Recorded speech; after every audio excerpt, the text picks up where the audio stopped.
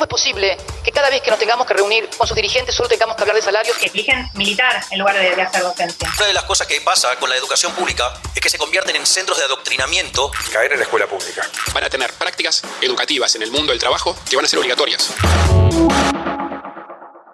Buenas, ¿qué tal? ¿Cómo están? Buenas. Hola Lu, hola Amanda. Hola. Hemos vuelto. Volvimos. Costó un poco. Sí, costó. Realmente el 2025 fue uno de los años más duros que me ha tocado vivir en esta vida, creo, y no termina más. No sé si saben todos, pero Luciana estuvo en Palestina como parte de su militancia en Jóvenes por Palestina. Sí. Eso nos quebró un poco el podcast y después costó retomarlo, la verdad. Septiembre, octubre fue. Sí, y la cuestión educativa en las escuelas ha estado muy movida. Y bueno, este mes muy movido también porque tenemos elecciones del sindicato acá en la Ciudad de Buenos Aires de ADEMIS.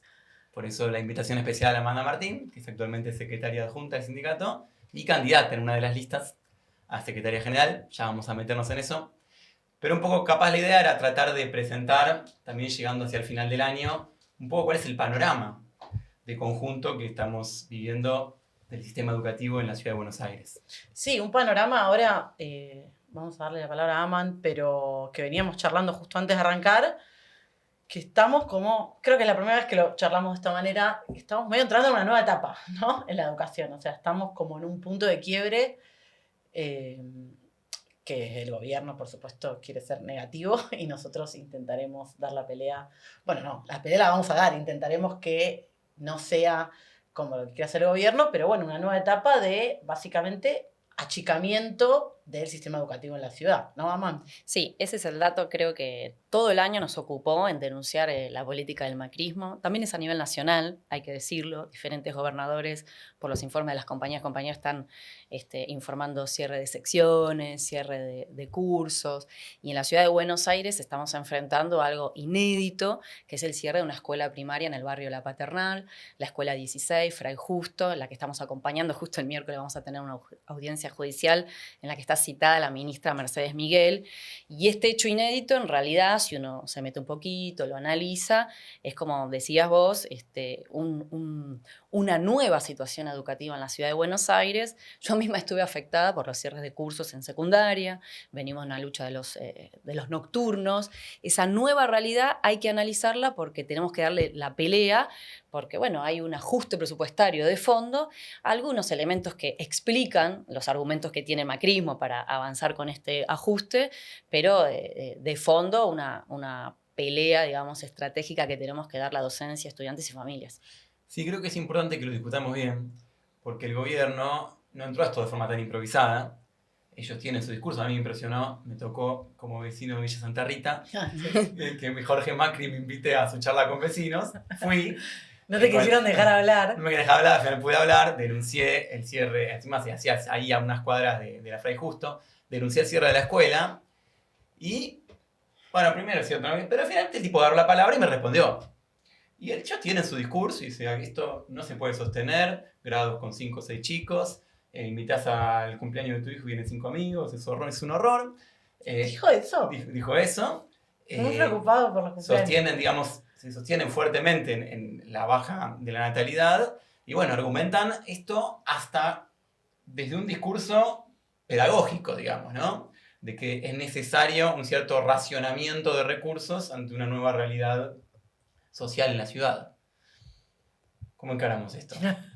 Bueno, es que hay una... voy a decir estuvimos, pero en realidad fue Juan, siempre el que hace la parte de los números es Juan, revisando los números de la matrícula, ¿no? Porque obviamente ellos se basan, usan de argumento esto de la baja de la matrícula por la baja de natalidad, que es algo, efectivamente, es real, ¿o no? ¿Cómo eran los números que habías visto? Y sí, yo había visto, más o menos nosotros tuvimos durante muchos años, entraban a primer grado, más o menos 20.000 a la escuela pública, 20.000 a la escuela privada.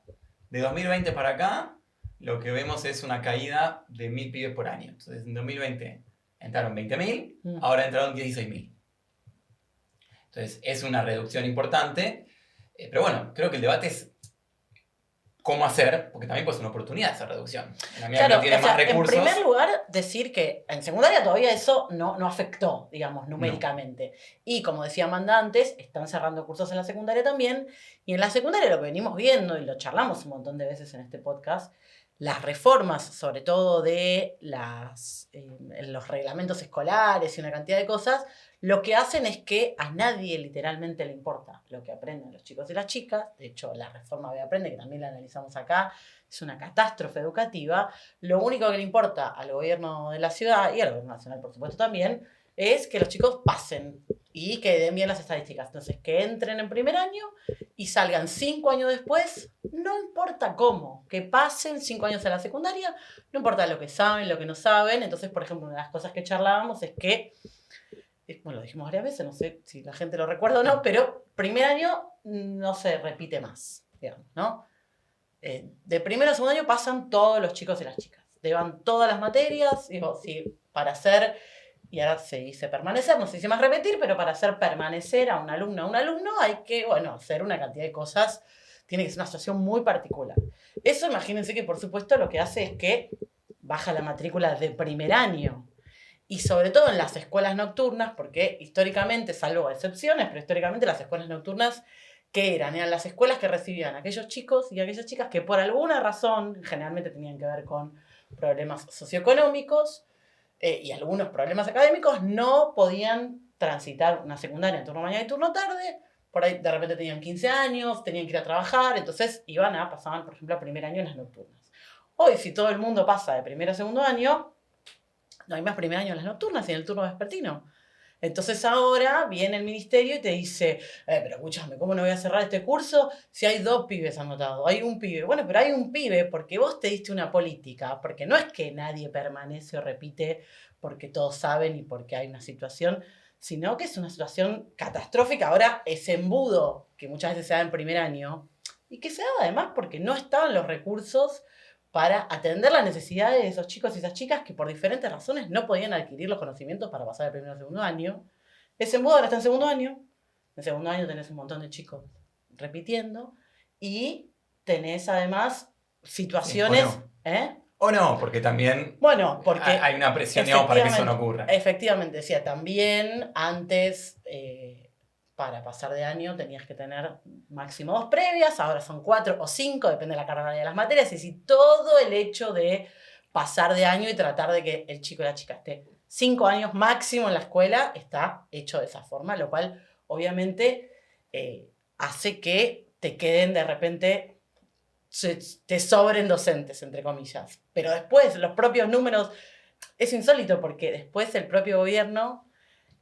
o medios ligados al gobierno te salen con campañas de que no sabes nada, que nadie sabe leer, que nadie sabe escribir. Y bueno, pero que no se puede todo. O sea, querés que pasen todos, querés que los docentes estemos tapados de laburo, en el medio tenemos que laburar cada vez más horas para llegar a fin de mes, lo cual, por supuesto, tiene una ¿cómo se dice? Una incidencia en el tipo de clase que vos podés dar. Entonces, toda una situación que lo que marca es que bueno, a nadie le importa la escuela en tanto formadora de conocimiento, en tanto lugar de... Sí, yo creo que lo que está pasando, ¿dónde tenemos que poner el eje? Es que Jorge Macri está aprovechando la motosierra de Milei para pasar la guadaña a la educación pública, porque el impacto de la baja natalidad es, en cierto sentido, en algunos niveles. En realidad uno tiene que mirar la película completa o la radiografía completa del sistema educativo.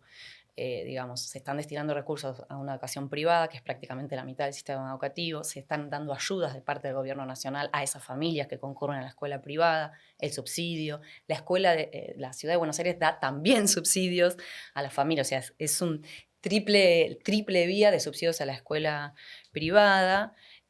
No se está dando respuestas a las necesidades de las comunidades educativas que no cuentan con esa disminución de matrícula y tienen problemas sociales que complejizan la tarea pedagógica. El otro día estuvimos recorriendo el distrito 19 y ahí no advertían ni en primero ni en segundo grado, por ejemplo, disminución. ¿Qué el distrito 19? Soldati, por ejemplo, okay. Las maestras nos referían que tenían... No, yo ya lo sé, digo, pero por ahí la gente no maneja claro, el distrito. Entre 25, 30 alumnas por sección, estamos hablando de los primeros.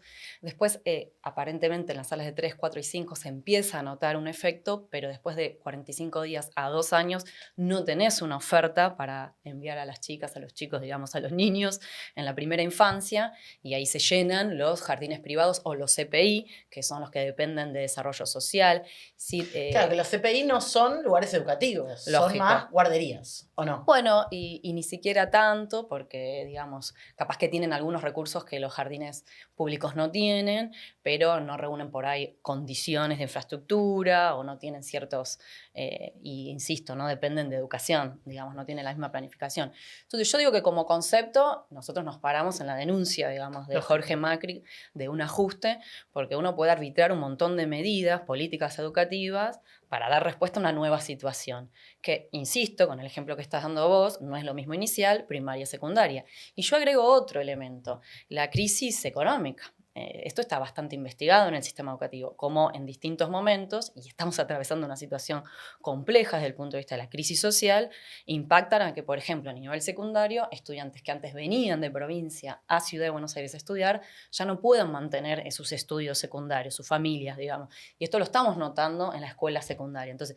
está el tema de la repitencia, la estructura académica que se modificó, y está también la crisis social. Es un paquete que Jorge Macri, digamos, está aprovechando para meter la guadaña, digamos, la motosierra, como se dice ahora. Sí, hay algo interesante, tomando lo que recordaba recién de la recorrida por Soldati, que porque hoy mirando un poco los datos estos de cómo evolucionó la matrícula, es importante que en esta, si bien la baja de la matrícula es general, si uno mira el promedio de la ciudad, hay alrededor de un 20% de baja, tanto el sistema público como el privado, cuando lo repartís por comuna, Claro. es muy desigual. Claro. Entonces, mi impresión es que en realidad por esta vía se está profundizando también la privatización y la segregación del sistema educativo. Si hoy uno toma las únicas comunas donde se sostiene, donde cayó más, digamos, porque si bien todo bajó, donde relativamente cayó más la matrícula privada que la pública, son las comunas 1, 4 y 8, el sur de la ciudad. Que si uno toma esa de conjunto, 1, 4 y 8, es digamos, todo el recorrido que va desde la Villa 31 hasta pasando por La Boca, hasta Soldati y Lugano. Hoy, esa parte, hice la cuenta hace un rato, que a nivel de población representa el 25%, un cuarto de la población, a nivel del sistema público representa el 36% del residente primario. Claro.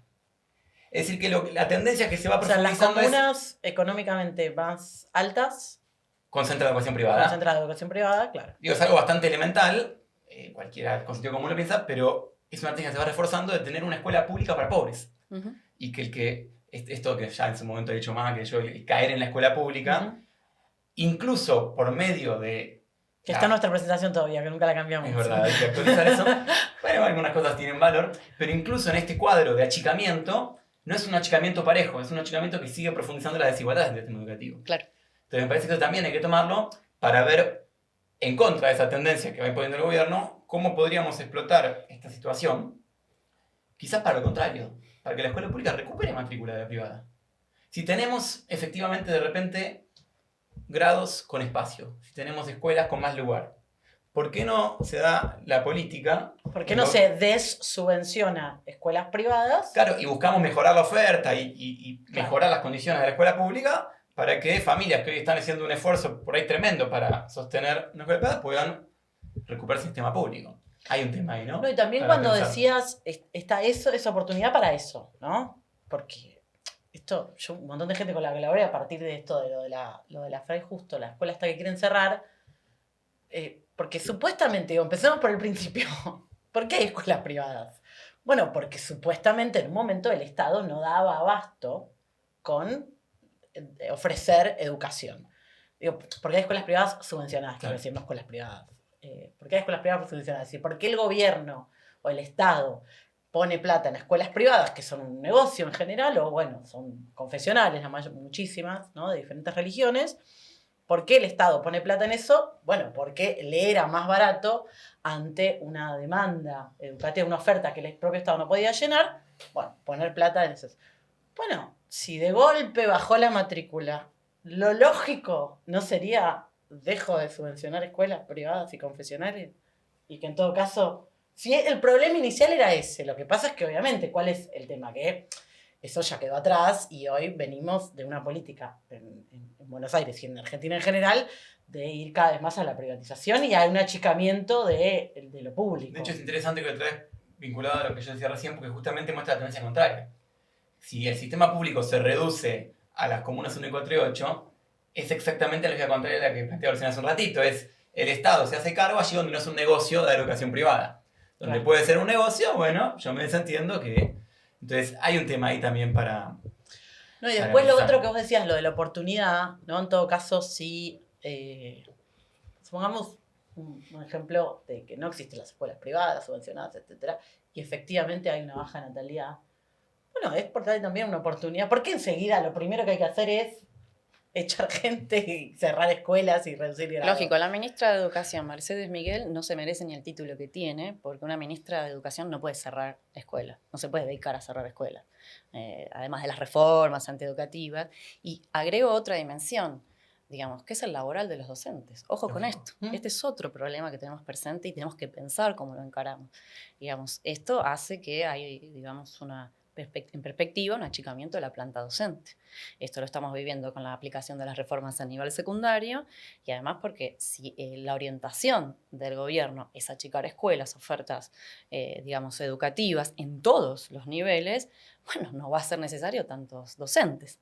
Entonces, este es un tema, digamos, complejo, difícil, que lo estamos encarando con luchas, digamos, de tipo defensivas, no cerremos una escuela, defendamos los cursos, pero de manera general, a mí me parece que es correcta la denuncia que estamos haciendo, pero es un desafío para organizar también a las trabajadoras y trabajadores, primero a no comernos todo el verso de, bueno, baja la natalidad, entonces lo que tiene que hacer el Estado es cerrar escuelas. No, Claro, hay parejas no. pedagógicas, hay jardines de infantes en la primera infancia, hay que pasar los CPI a la órbita de educación, hay que hacer más ofertas y escuelas en las comunas donde se necesita, hay que sacar los subsidios a la escuela privada de forma paulatina para que no explote el sistema educativo, pero hay que apuntar a eso, es decir, tenés medidas para recuperar la matrícula, para seguir, digamos, pero estos buscan un achicamiento de presupuesto inédito. Claro, medidas que no sean solamente porque obvio, nos están atacando, tomamos medidas defensivas, pero cuando yo decía esto de la oportunidad, bueno, una oportunidad para decir, bueno, quizá no tengamos que tener primer grado con 30 chicos, quizá eso no es positivo. Lógico. Quizá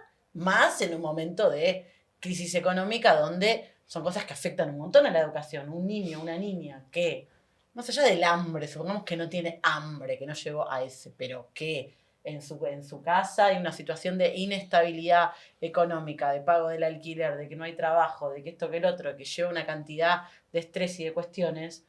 Bueno, imagínense lo que es un aula con 30, 35 alumnos y alumnas con situaciones de... Bueno, digo, porque claro, estamos defendiéndonos, entonces solo podemos decir no nos cierren, no nos cierren, déjennos lo que tenemos. Pero lo que tenemos, bueno, nosotros muchas veces lo charlamos con Juan también en el podcast.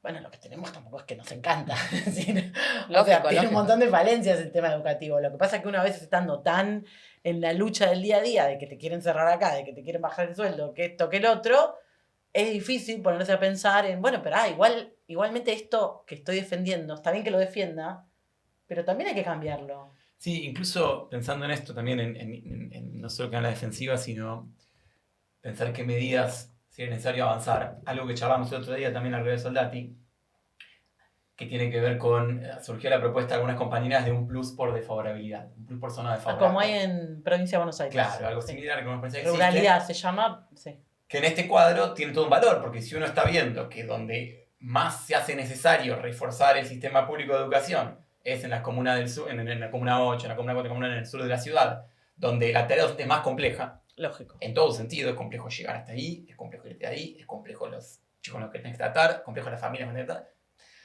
que tratar. Es mucho más el salto cultural que implica la escuela. Entonces, es razonable, digamos, que en ese cuadro haya un reconocimiento, ¿no? Y un incentivo también para poder sostener y hacer crecer un sistema educativo ahí. Porque el gobierno se trata de hacer esto por la fuerza. Un poco lo hizo con los CENS, ¿no? En el ascenso en escuelas secundarias adultos, Sí. y en muchos casos hizo reubicaciones forzosas, ¿no?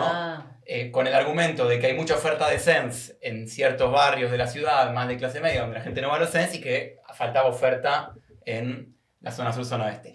entonces forzosamente... Sí, que a la gente la empezaron a mandar el mismo día, con 15 minutos de diferencia, de Belgrano a Soldati. Sí, o te reubicaron, digamos, vos trabajabas siempre en un lugar y de repente... Pero no hay ninguna consideración hacia el docente que es forzado a cambiar sus condiciones de trabajo, cambiar su rutina, que es algo medio general, digamos, ¿no? En todas estas reformas en secundaria hemos visto mucho un destrato completo sobre el cuerpo docente en general.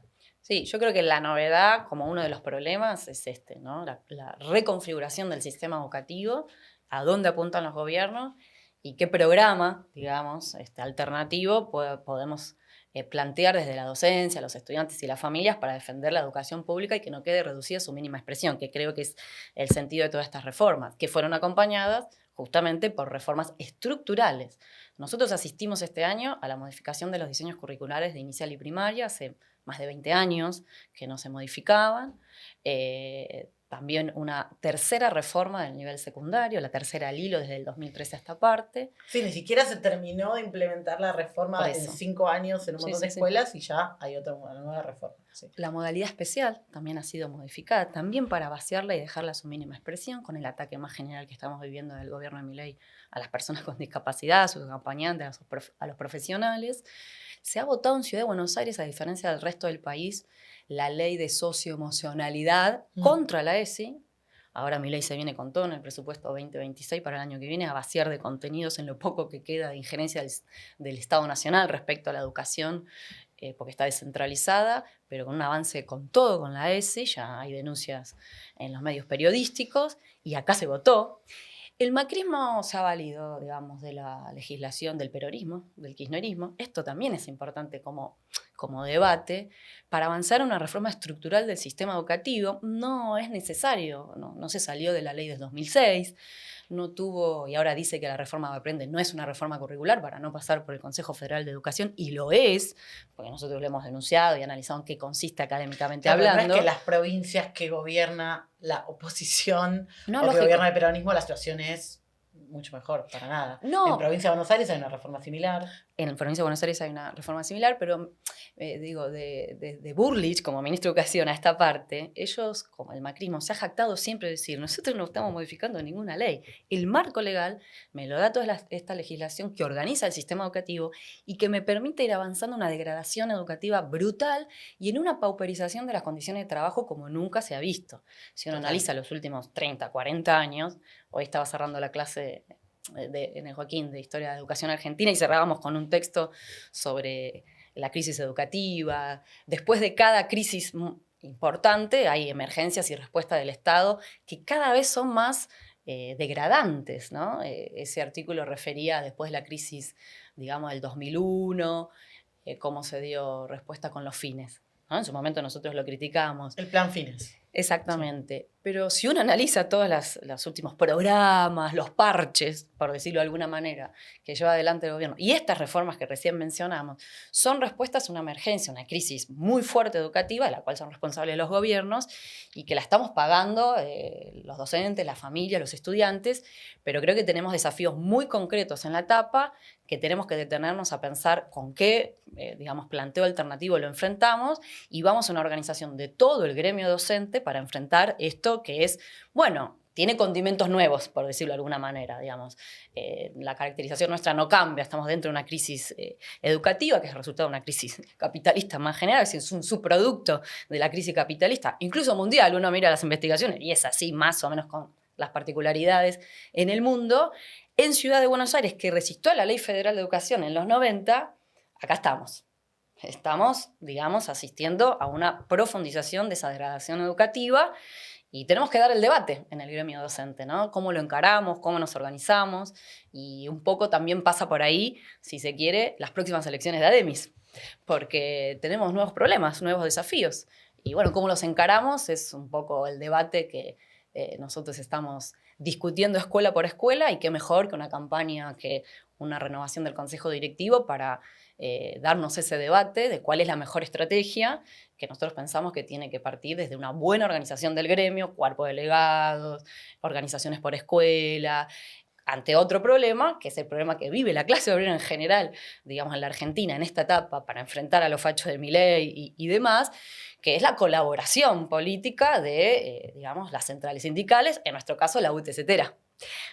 Sí, que también hubo un vuelco ahí. No sé si es un vuelco a la parada, pero hubo un cambio significativo en una dirección del sindicato UTE, que es el sindicato más grande de la Ciudad de Buenos Aires de docentes, que venía teniendo una política de rechazar algunas cosas, dejar pasar otras, cosas graves, ¿no? Como la Junta de Clasificación Docente, es decir, hubo muchísimas reformas muy negativas para la docencia, pero que en algunas cosas cumplía algún tipo de rol de freno de freno a algunas cosas, incluso de oposición. Y este último año, desde el año pasado, cuando apareció lo de la reforma de Aprende, que usted, está de acuerdo con la reforma de Aprende, ¿no? Que ya no me canso de decirlo, que es la destrucción literal de la escuela secundaria, en general, pero en secundario es muy profundo y es lo que más conozco, obviamente, porque soy de secundaria, pero, digo, en la nueva situación se nos plantea desde los ataques profundos del gobierno por achicar a su mínima expresión, como decíamos, en el tema educativo, y del otro lado, que el gremio docente UTE, que es el gremio de base de CETERA, en una completa complicidad con el gobierno de la Ciudad de Buenos Aires. Esta semana publicaron, a mí me impresionó porque una publicación en Instagram de UTE Secundarias, que parecía un esfuerzo de colaboración con el macrismo. No lo sigo. Una foto con el director de la Media 2 de Argentinos Juniors, que es la escuela que van a trasladar a la Fray Justo, por la cual se llama Fray Justo, diciendo, charlamos sobre la implementación de Secundaria Aprende. O sea, en el mismo posteo apoyaron la reforma de Secundaria Aprende. El cierre de la Fray Justo y el traslado del Argentinos Juniors. Una cosa impresionante. 3 por 1. Sí. Quería agregar algo más y ahora volvemos al debate de las elecciones, que capaz para afinar un poquito. Pero me impresionó porque, yo en mi escuela, ahora está como pionera para el año que viene, nosotros hemos discutido mucho el tema de Secundaria Aprende en general, digamos, tanto a nivel de los despidos docentes, de lo que implica en ese sentido, como de la reconfiguración pedagógica en un sentido muy derivativo. Pero algo que me di cuenta ahora, con la experiencia, es que es perjudicial, o sea, incluso los docentes que supuestamente son beneficiados por esto terminan mal. No hay nadie contento, es una cosa muy impresionante. Sí.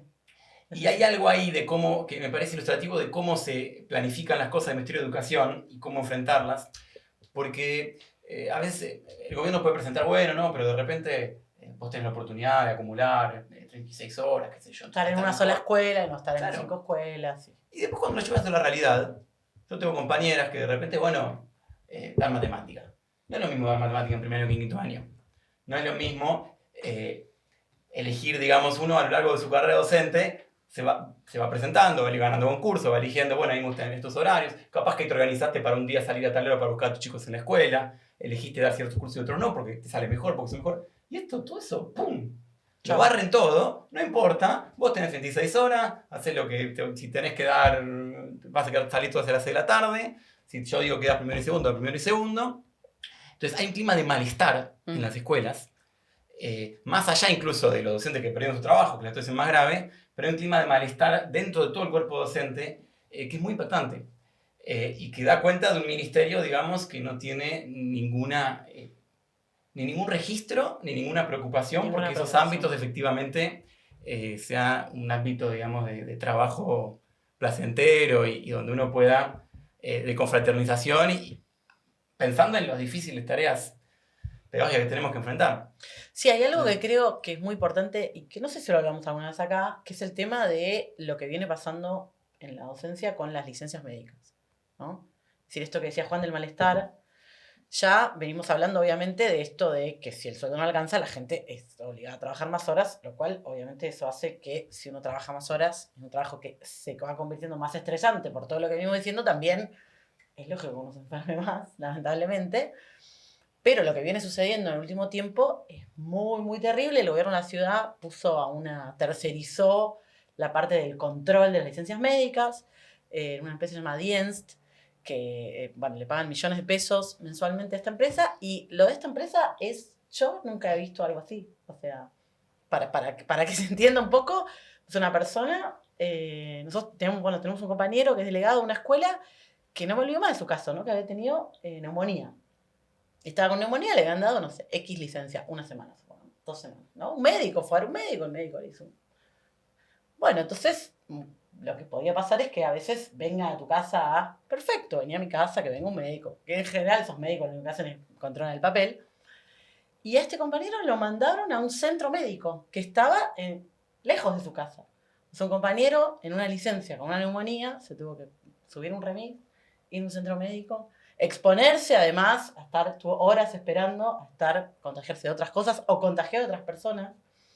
Es decir, un maltrato que obviamente a lo que apunta es a que lo piense 2 veces antes de tomarte la licencia. O lo otro, que es terrible también que sucede, es que uno tiene una enfermedad o lo que sea, le dan una licencia, la sube a un sistema, porque ahora es un sistema, ¿no? Y hay una página web que te dice, no, te rechaza la licencia.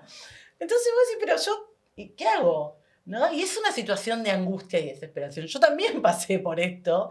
Es una situación terrible de un maltrato que obviamente el objetivo es que la gente vaya a trabajar enferma, que lo piense 2 veces antes de tomarse la licencia. En el medio te descuentan los días, tenés que hacer un reclamo. Las secretarías, que son las que tienen que hacer estos reclamos, tapadas de laburo, que obviamente también afectan sus condiciones de laburo. Entonces, una secretaría que tiene que dar de alta unas horas para que vos no cobres en 3 meses, de repente además tiene que hacer 500 trámites de todas las personas que le rechazaron la licencia médica.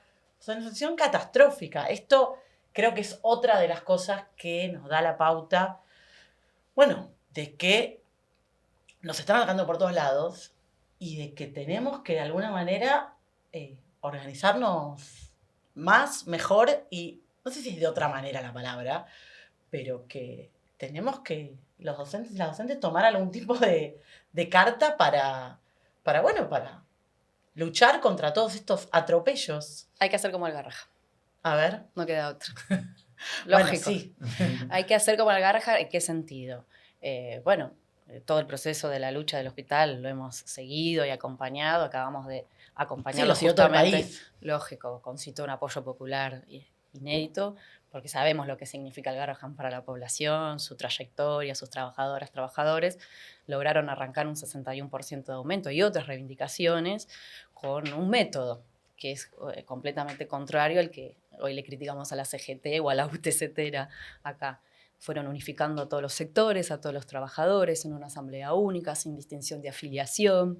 Fueron llevando adelante este método de asambleas, paros, marchas, festivales y unificando una lucha que, como decía anteriormente, logró un apoyo popular, arrancarle al gobierno algo que contra viento y marea, porque el gobierno le dio con todo, los acusaba de ñoque, los acusaba de chorro, los acusaba de cualquier otra cosa y se logró abrir camino. Creo que con este método, que muy bien las compañeras y compañeros de la interna del Garrahan explican, y me parece importante difundirlo en el gremio docente. O sea, se puede ganar con un método, con una estrategia de independencia política, digamos, como sindicatos, pero a su vez viendo, digamos, cuál es el desafío que se tiene por delante. Yo recién decía, ante nuevos problemas, bueno, discutir cómo encaramos esos nuevos problemas. El que yo pongo sobre la integración de la UTCT es algo que Tribuna Docente le presta especial atención, primero por ser históricamente la oposición, digamos, antiburocrática dentro de la UTCT a nivel nacional y en la Ciudad de Buenos Aires. Digamos, recogemos de las afiliadas y afiliados un malestar enorme con esa dirección, porque como decían ustedes, vas a luchar contra un cierre en la escuela, está el tipo de la UTE entregando el cargo. Vas a luchar contra la secundaria, aprende, está viendo cómo le afanan el cargo a otro. Así, lo digo directamente, me hago cargo. Vas a las mesas salariales que nos toca ir y los tipos están firmando antes que le diga el tipo cuánto es el aumento. Sí, es una integración como antes no ha existido, aunque no deja de ser correcta nuestra caracterización, que es una burocracia sindical, digamos, pero de un tiempo a esta parte representa un problema mayor. ¿Cómo hacemos? Esa es una pregunta que cualquier docente se hace en la escuela. Vamos, peleamos, está difícil, el gobierno facho, te tira con todo. ¿Qué hacemos? Porque las compañías y compañeros la integración de la burocracia, la profundización de su integración es un factor también de desmoralización. Lógico.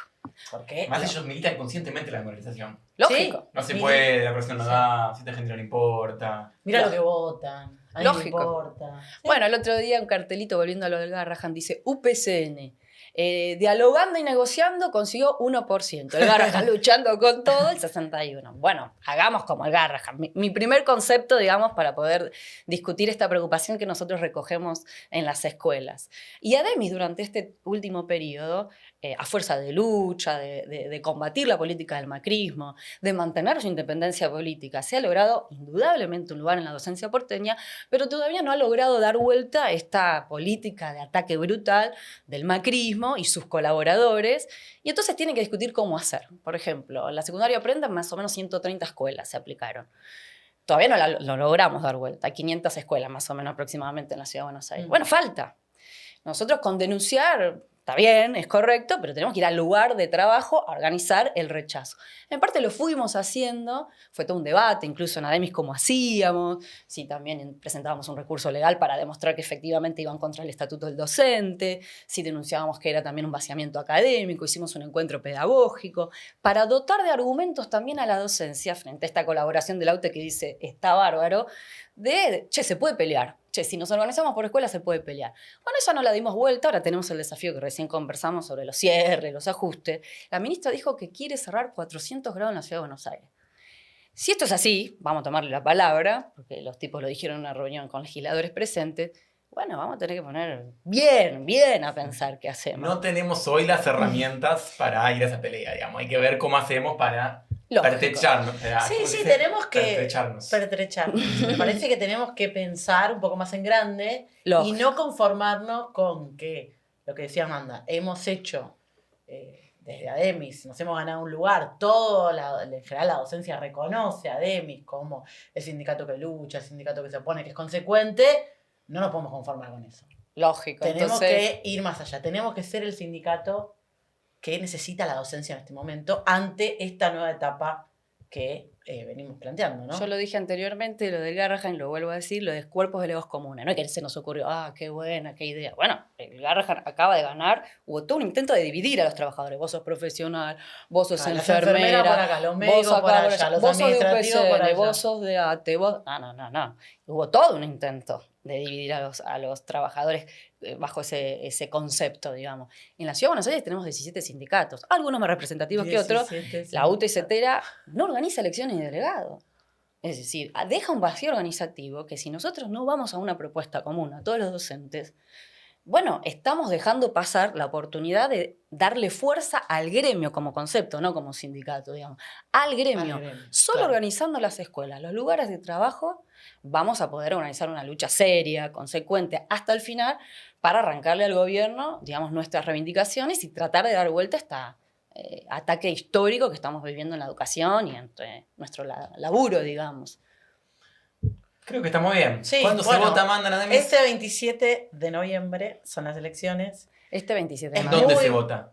Son varias 5 sedes, sí, sedes. 5 sedes. No las sé. En- Una es Ademis. Mal, Luciana.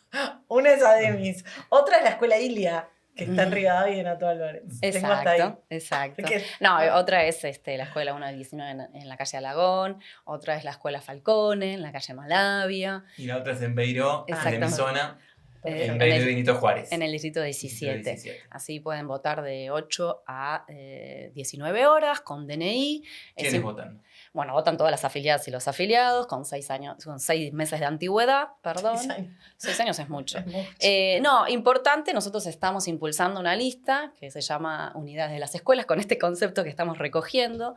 Es muy representativa la lista, pues son todas delegadas y delegados de escuelas, que la están peleando, que se están organizando, que ven estos problemas, que quieren encarar una nueva etapa, que no se quedan en la conservadora de, bueno, tenemos una Ademis bien, combativo, ¿cómo hacemos para mantener lo que que tenemos, sino dice, che, vamos para adelante, hagamos una serie de propuestas, y por eso la hemos conformado, porque hubo una actitud de tipo expulsiva de parte de la actual conducción, de la cual formamos parte y reivindicamos, digamos, haber formado en 2013 la lista multicolor como concepto frente único frente a la patronal, y que ha tenido siempre, digamos, un valor en la recuperación de los sindicatos. En ADEMIS no tenemos estrictamente ese problema porque, digamos, no tenemos una burocracia frente que nos pueda, digamos, arrebatar al sindicato. Hay una representación en el Consejo Directivo que se obtiene a partir del sistema DONT, es decir, que de acuerdo a los votos que obtenga cada una de las listas, va a tener su representación en el Consejo Directivo. Y me parece importante, hubo, digamos, muchos debates dentro de la actual conducción, intentamos dar, digamos, propuestas para debatir democráticamente cuál era el mejor programa, cuáles eran mejores candidaturas. Hubo una negativa de parte del resto de las agrupaciones de lo que era la multicolor, y bueno, por eso digo que tuvieron una actitud poco democrática y expulsiva, y bueno, finalmente, hoy hay 4 listas, digamos, que se presentan al Consejo Directivo, así que esperamos contar con el voto de las afiliadas, de los afiliados, que ven que ADEMIS pelea, que es consecuente, que va para adelante y que tiene un desafío por unificar a todo el gremio de la capital contra el macrismo, sus socios, y también el ataque que estamos viviendo de Milei a la educación y a sus trabajadoras y trabajadores. Bueno, ojalá el 28 de noviembre estemos un poquito más preparados para dar la pelea contra el gobierno de Macri y Milei y su ofensiva contra la escuela. Vamos por eso. Gracias, Amanda. Gracias.